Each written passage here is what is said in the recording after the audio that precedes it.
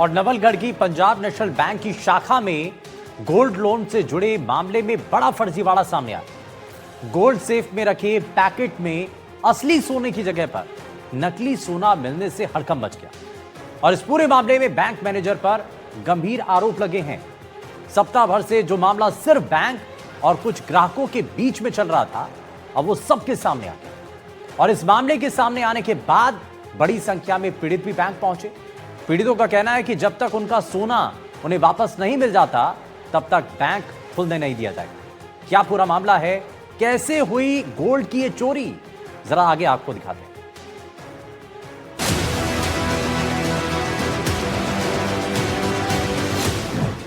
PNB में gold loan scam.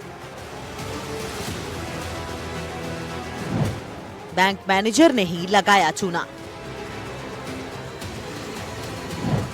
पार किया 60 करोड़ का सोना। 76 पैकेट्स में निकला नकली सोना। मैनेजर समेत 3 पर केस दर्ज। पूरा बैंक स्टाफ हुआ सस्पेंड। इंसान अपनी गाढ़ी कमाई से महंगे गहने खरीदता है और इस उम्मीद में ये गहने और कीमती चीजें बैंक के लॉकर में सुरक्षित रहेंगे, लेकिन अगर बैंक भी सुरक्षित ना हो तो जी हाँ, सही सुना आपने, अब आपकी कीमती चीजों के लिए बैंक भी सुरक्षित नहीं है। झुंझुनू के नवलगढ़ से एक ऐसा ही मामला सामने आया है जहां बैंक से ग्राहकों का सोना गायब हो गया है। इस घटना के बाद बैंकिंग की सुरक्षा व्यवस्था को लेकर कई तरह के सवाल खड़े हो रहे हैं। साथ ही ये घटना गोल्ड लोन जैसी भरोसेमंद मानी जाने वाली व्यवस्था को भी कटघरे में लाकर खड़ा करती है। मेरा इसमें 4,55,000 रुपये मेरे अकाउंट में डाले थे जी, और इसमें मैंने यहाँ से वो प्रूफ निकलवाई है तो इसमें 5,55,000 रुपये आ रहे हैं। ये देख लो, 3 महीना पहले वो बोल रहे हैं कि आप वो स्टेटमेंट निकलवाओ, वो निकाल के दे दो। उसमें भी क्या चेंज होता है? लॉकर से असली सोना निकालकर नकली सोना रखने के मामले में बड़ी जानकारी मिली है। बैंक के तत्कालीन मैनेजर और डिप्टी मैनेजर ने बैंक के बीसी संचालक के साथ मिलकर न सिर्फ सोने के लॉकर से गायब करने का खेल खेला, बल्कि लोन धारकों को पूरी लोन की रकम भी नहीं दी। बैंक लॉकर से जब असली सोना निकालकर नकली सोना रखने की बात का पता चला तो कई ग्राहक ऐसे भी सामने आए जिन्होंने बैंक कर्मियों पर फर्जीवाड़ा करने का आरोप लगाया। पीड़ितों का कहना है कि ये सिर्फ 6.5 करोड़ के सोने का मामला नहीं, बल्कि 60 से 70 करोड़ रुपए के फर्जीवाड़े का मामला है। मारो लोन लियोड़ है, गणों में लियोड़ है, बड़े तीन बुआ को गणों पड़ी। क्या क्या रखा हुआ है आपका? ये बाड़ा, मंगलसूत्र, हार, लकड़ी, अंगूठी, एक मानस की मेले डाई नोलड़ी है। 2,06,000 को ले गए, एक 73,000 को ले गए। जब भी कमाई में 30,000 रखी, टाइम पूरा हो गया, मैं जमा करा दियो। जमा कराने के बावजूद मैंने मेरा सोना को नहीं मिला। अब कह रहे हैं कि सोना गायब हो गया। 8 दिन तो क्या मन चक्कर कटाता है, 11 बजे आ जाओ, 12 बजे आ जाओ, 10 बजे आ जाओ। मैं आ रही हूँ दिल्ली की, सोमवार से चक्कर लगाने लगी। आज मैंने 8 दिन हो गए पूरा क्या था, पर फिर भी कह रहे हैं कि थारा सोना, अब आज कह रहे हैं कि थारा सोना कौन नहीं थे पैकेट कमाई।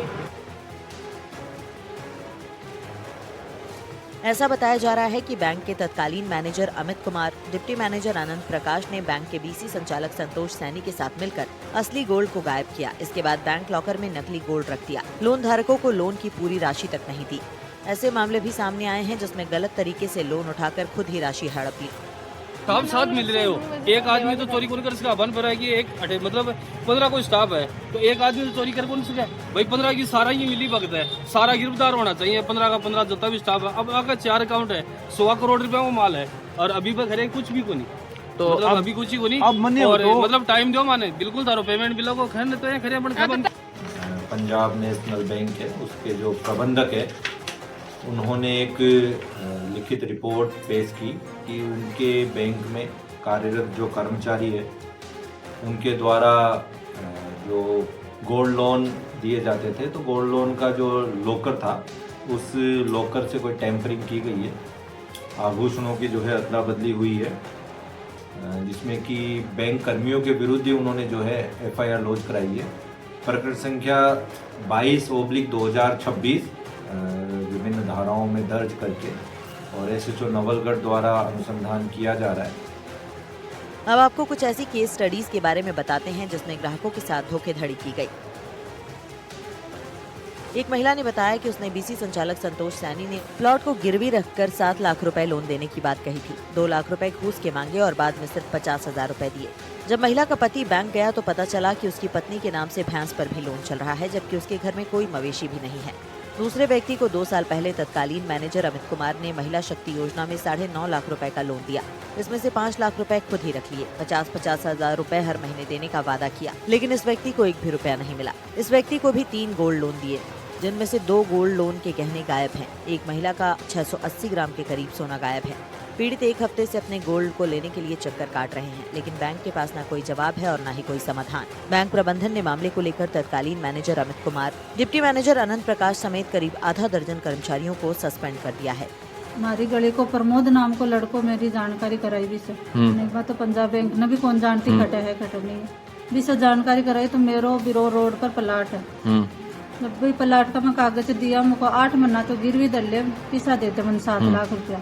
वो बोले 7 लाख का 2 लाख रुपया उड़ लूंगा ऊपर। जब मुझको ठीक है 8 महीना बाद में मुझको तो मैं छुटा लूंगी। बोलो ठीक है। फिर अब मैंने सर 50,000 रुपया दिया, बाकी का वो प्रमोद जाने कितना लिया कितना नहीं।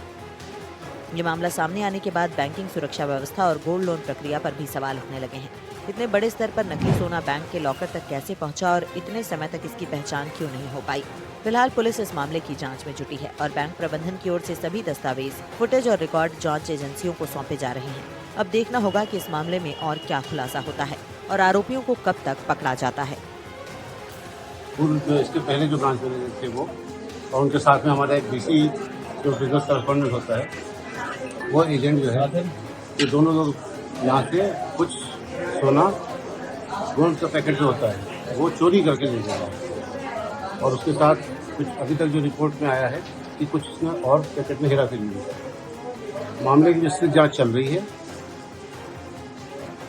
हम सभी ग्राहकों की तरफ आपके माध्यम से सभी ग्राहकों को विश्वास दिलाते हैं कि जिसका भी जेन्युइन क्लेम होगा जांच के उपरांत जो सही पाया जाएगा उसमें किसी का कोई नुकसान नहीं होगा। और महिला शक्ति को लोन है जो 2024 से चल रही है।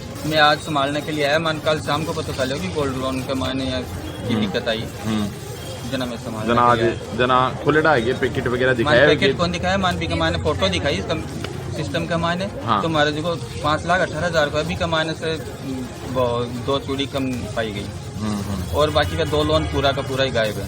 नहीं मान कुछ ही कौन बताया, बोले पूरा ही गायब है, पूरा ही गायब है। हाँ, बैंक के जो कर्मचारी हैं उनके द्वारा ही एक ये बहुत ही बड़ा घोटाला जो सामने आ रहा है, जिसमें देखें कि 4 किलो सोने का जो पार करने की बात जो निकल के सामने आ रही है। पुलिस फिलहाल मामले की जांच कर रही है कि किस तरीके से ये जो वाकया है इस जो हुआ है अभी नवलगढ़ में। एनडीटीवी के लिए झुंझुनू से रविंदर चौधरी। और राजधानी जयपुर के मानसरोवर इलाके में फायरिंग का मामला सामने आया।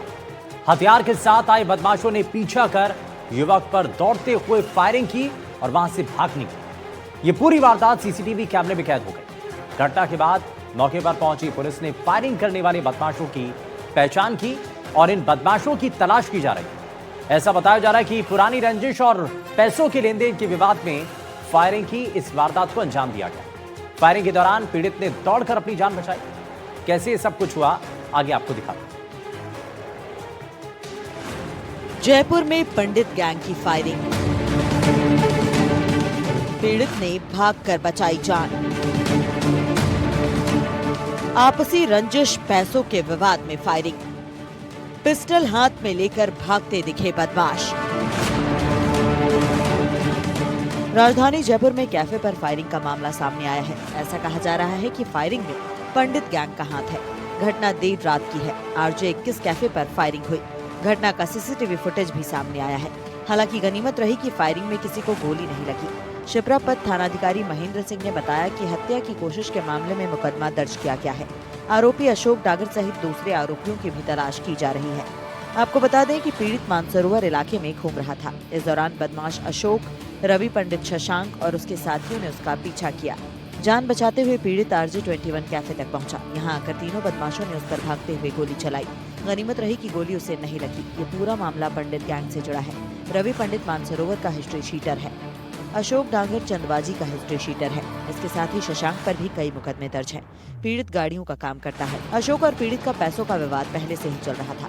अशोक पीड़ित से रंगदारी भी वसूलना चाहता था।